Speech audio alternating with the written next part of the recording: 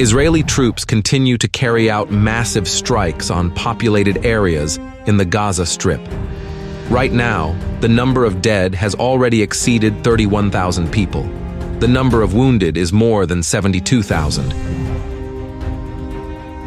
At the same time, following a series of IDF sorties in the Al-Zaytun area, fighting in the north of the enclave has entered into a positional phase.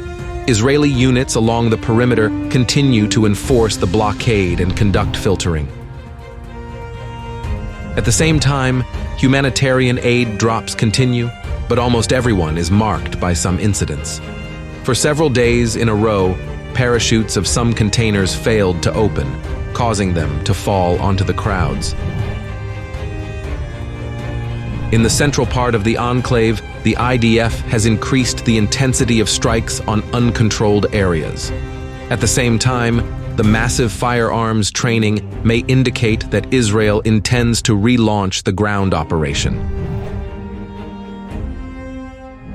In the south of the Gaza Strip, Israeli troops continue to sweep buildings in the Hamad residential compound. Almost all facilities that could in any way be used to harbor militants are being targeted. Clashes are also taking place in Bani Suhail, which the Israeli command reported on clearing of several months ago. Palestinian militias are actively using a network of underground tunnels for regular attacks on Israeli positions. The bombing of Rafah continues, with people dying and infrastructure being damaged daily. A series of strikes on the city's buildings were also carried out on the first day of the Muslim holy month of Ramadan. Israeli security forces continue their operations in localities in the West Bank. More than 3.5 thousand residents have already been arrested since the beginning of the escalation of the conflict. The usual exchange of strikes between Hezbollah and IDF fighters continues along the Lebanese-Israeli border.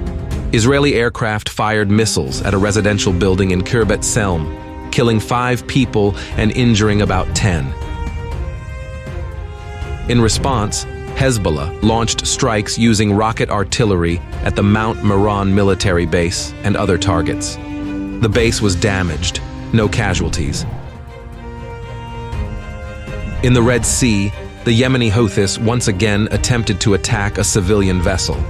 An anti-ship missile was fired at Propel Fortune bulk carrier, but it failed to reach its target. Ansar Allah militants also launched several dozen drones at U.S. destroyers. However, the U.S. command reported intercepting all the drones.